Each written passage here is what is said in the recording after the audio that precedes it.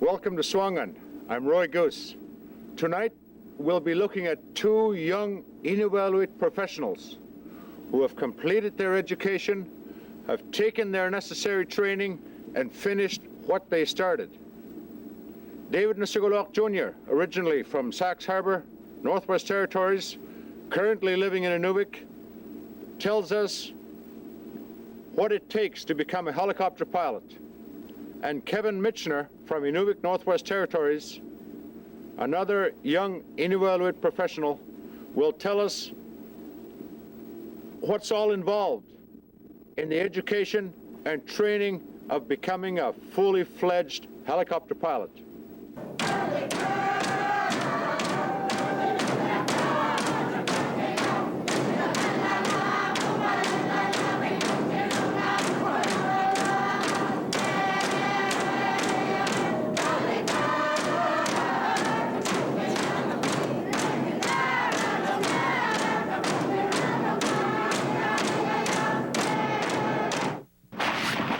I've never been disappointed with the eagerness and open-mindedness of the northern pilot. Welcome. My name's Jim Hodges. I'm the owner-operator of Sunrise Helicopters. And tonight we'd like to feature two young Inuvialuit pilots, David Nasogaluak from Sax Harbor and Kevin Mitchener from Inuvik. Both are helicopter pilots and are doing quite well in their chosen careers.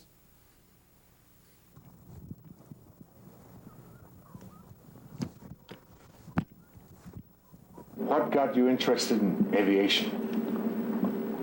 I had a job out at the airport and see the airplanes and helicopters land all the time. See them coming and going and get a little interested in where they're going and what it takes to fly, and just took it from there. We've got to have people that have the education. We've got to have people that can handle the aircraft, be out on their own in a lot of times difficult situations. People with common sense, people that are continuing to learn and can understand the mechanical abilities and learn the mechanical abilities of the aircraft. What made you decide to become a helicopter pilot? I had a chance. The opportunity came about and I just went for it. I didn't really, wasn't in my mind to be a helicopter pilot until I was offered the chance to fly, and I said that might be something new. Yeah, I like it though. Some of the jobs that we do are I've worked with Tom Berry with netting and banding snow geese. I've carried Ross Mackay, his camp and his people around in their studies on pingos and ice formations. What kind of an encouragement would you give to students who are maybe watching this and are thinking of a career in aviation? What would you tell them? Well, I guess make sure that it's what they want. Come and talk to Jim about it before you get into it, because it's pretty expensive. We know a lot of people in the industry, a lot of the people that train pilots, and we can give you some help in your selection. And then study hard, do the very best you can, and just always remember that once you have your license, it's still a learning process. There are so many manuals and publications and things that you really need to keep reading, and you have to be as sharp as you can, and only you can do that. After I got into it, I didn't really realize what I was getting into at the time, but I'm glad that I decided to go this way, and it's a lot of fun. Yeah. What about when you're going, when you've gone to flight school, ground school, flight school? What's the most hardest part that you run into, and what's your most interesting parts that you? Well, reading in the classroom work, the ground school, that was like one of the hardest parts for me, and to learn, especially, like, yeah.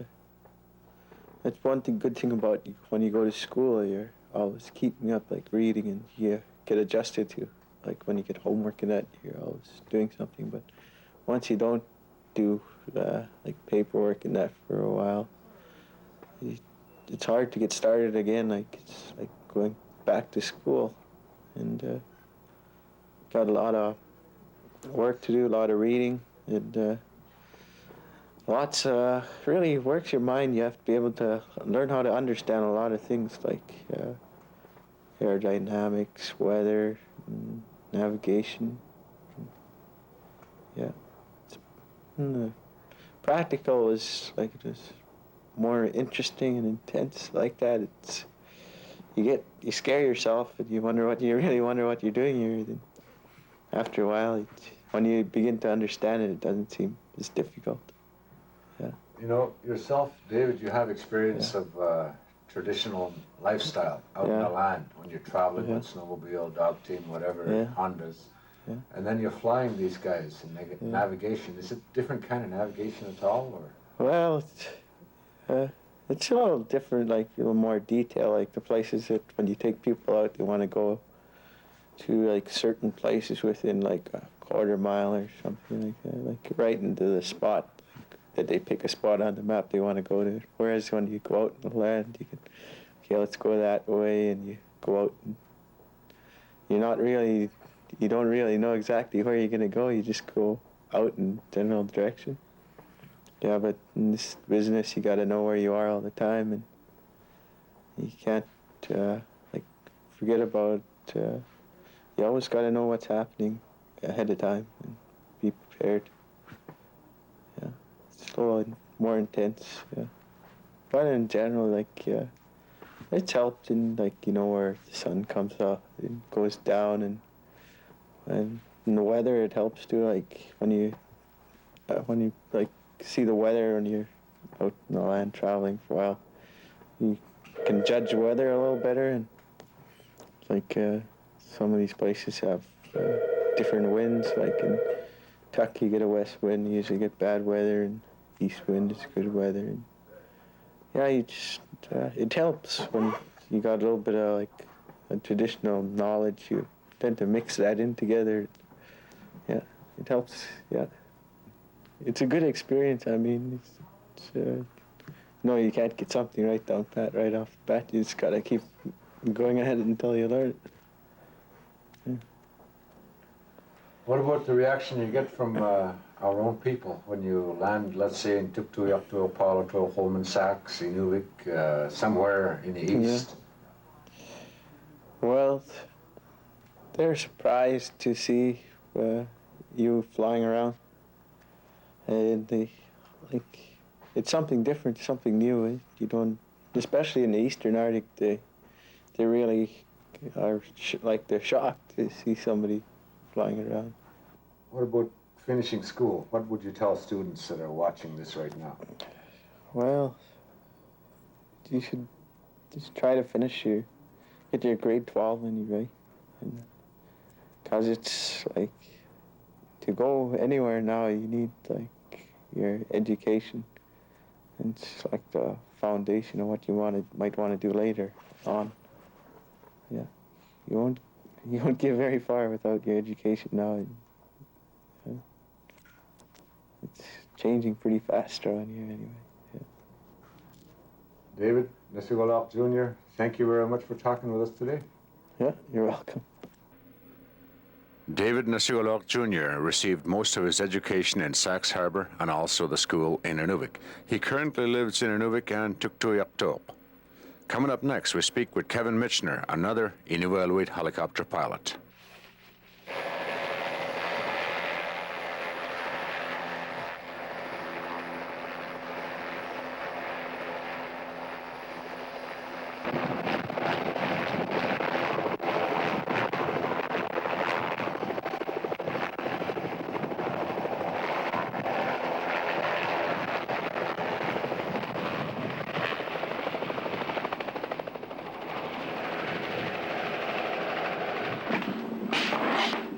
what got you interested in aviation?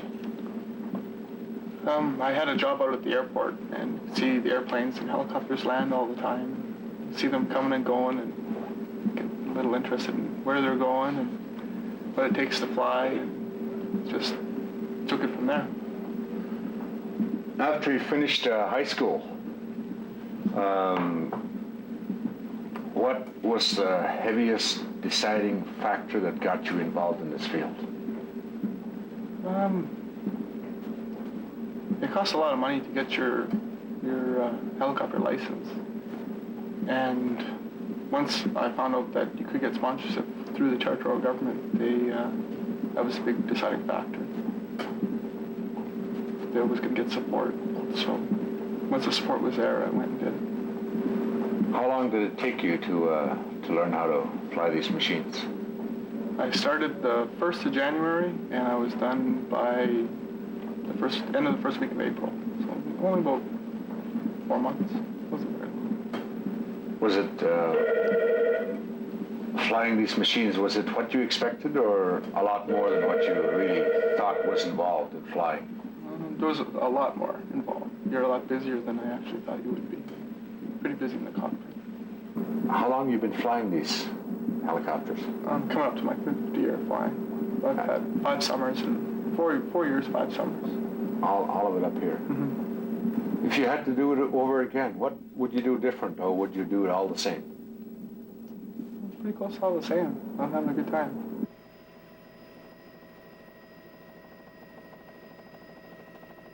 It's a pretty intense program. You're really busy. You're going every day. We've got ground school that we work on during the day, as well as flying, and then you've got night classes for ground school as well. I think it was 2 or 3 times a week. And then you flew roughly between 1.5 hours to 4 hours a day. It's really intense, really busy. You gotta keep thinking straight in order to do well. They try and get the solo out of you right away to get your confidence up in it, because a lot of things are happening when you're first learning it. It seems like you can't do it at all, and are you ever going to get it done? And then all one day it just sort of falls together, and you say, oh, I can't believe I'm doing it. And it turned out really well. Now, how about ground school? What does it all involve? Weather, radio communications, air to ground? Yeah, you've got to know, there's different sections. You've got to know the aerodynamics, the engine, how basically when to start. You need to know basic knowledge of how the helicopter flies, why it flies. You've got to know weather, and also you've got to know your math. Your math is pretty big in it, because you need to know how much fuel you burn, how long it's going to take to get to your spot, and you have to be pretty close to your estimates. You don't want to be short on fuel when you're going somewhere. You stress that a lot. The navigation is, if you take your time with it, it's not as hard as you would think it would be. You just get your locations and follow it on the map, and if you're on top of it all the time, it's pretty easy to follow. The hardest thing is probably the meteorology, the weather, because it's so unpredictable, especially up north here. It can change so fast that you want to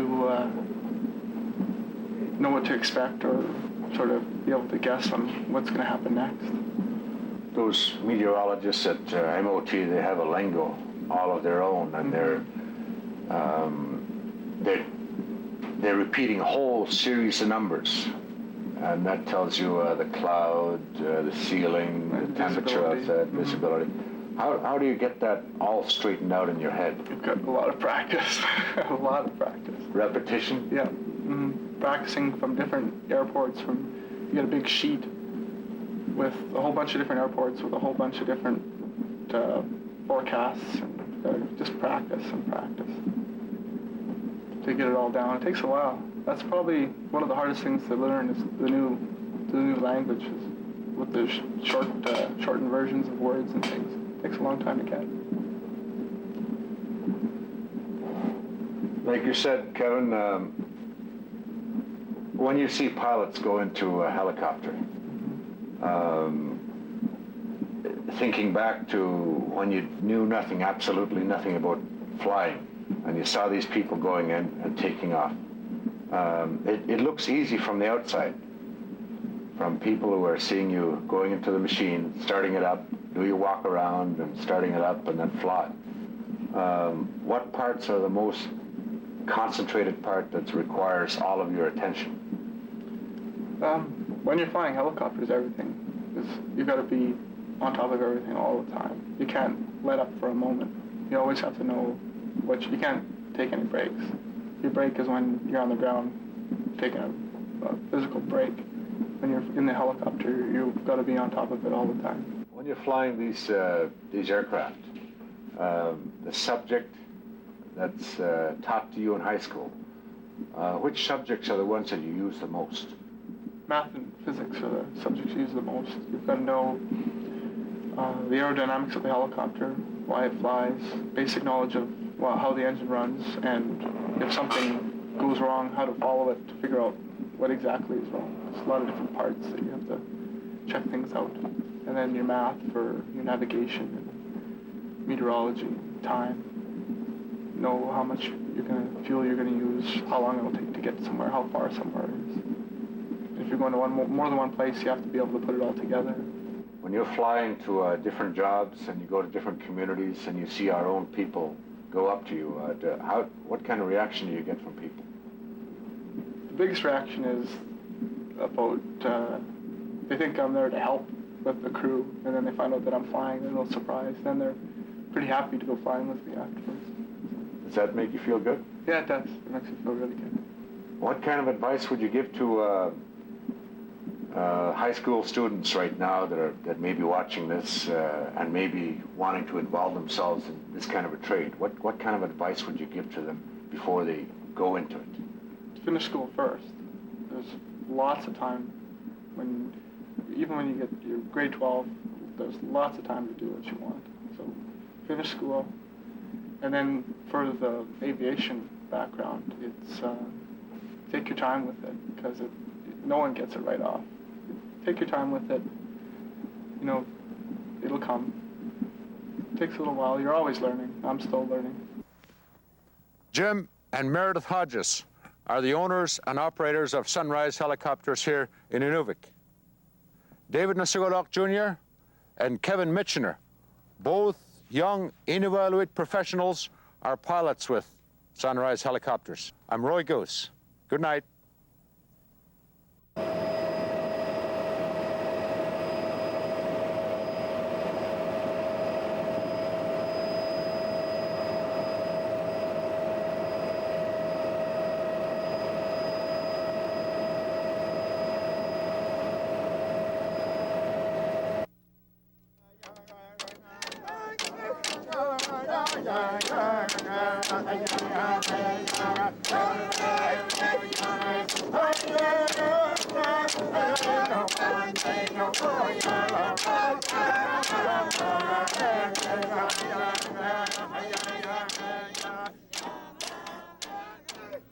On June 5th, 1994, the Inuvialuit Regional Corporation hosted a celebration marking the 10th anniversary of the Inuvialuit Final Agreement. This celebration was held outside at the Jim Cooey Park in Inuvik. Drummers and dancers from Aklavik, Inuvik, and Tuktoyaktuk were all on hand to perform.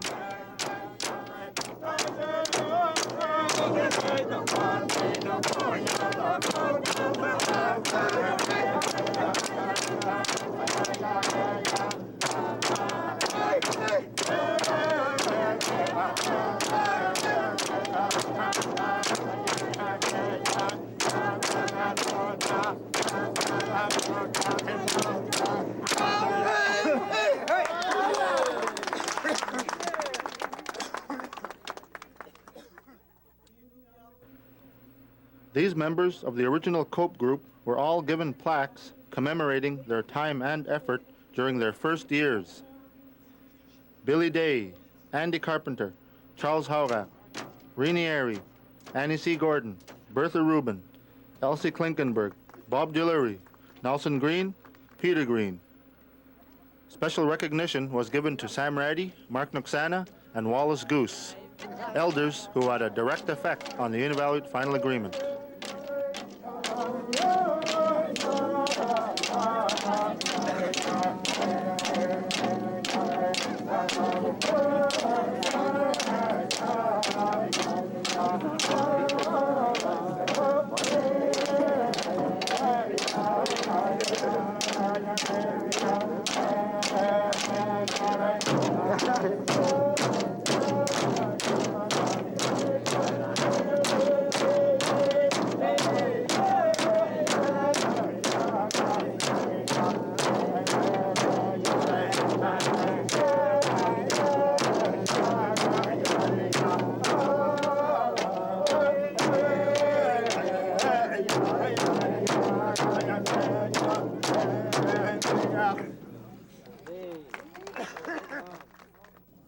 Today turned out really nice, and we have a lot of people that come in today to participate and have drum dances and singing and playing music. So I think it's going very well, and I enjoyed it. How do you think the Inuvialuit feel about this special day in their history? I think nearly everyone appreciates some sort of like this, because this sort of a function, I mean, because the final agreement, from what I hear during our work and as well as the radio talk show, that especially the younger people are very proud of it, and they want to be able to take the leadership in order to make it even better from nowadays. So for the next 10 years, that I hope that they will participate in leadership, and as well as the during the management of our claim.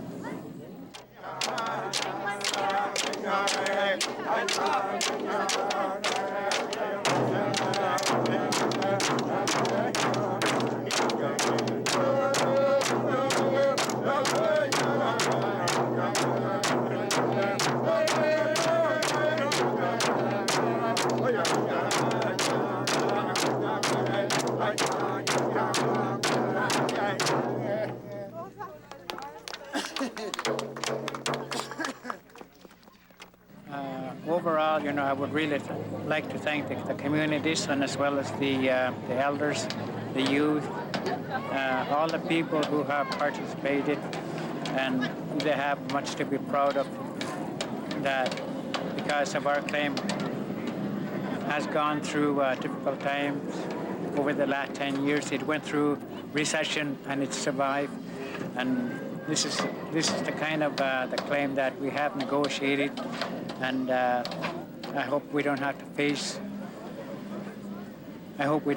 face another difficulty sometimes in the future again, although there will always be obstacles to overcome. Thank you very kindly, Robert. Thank you.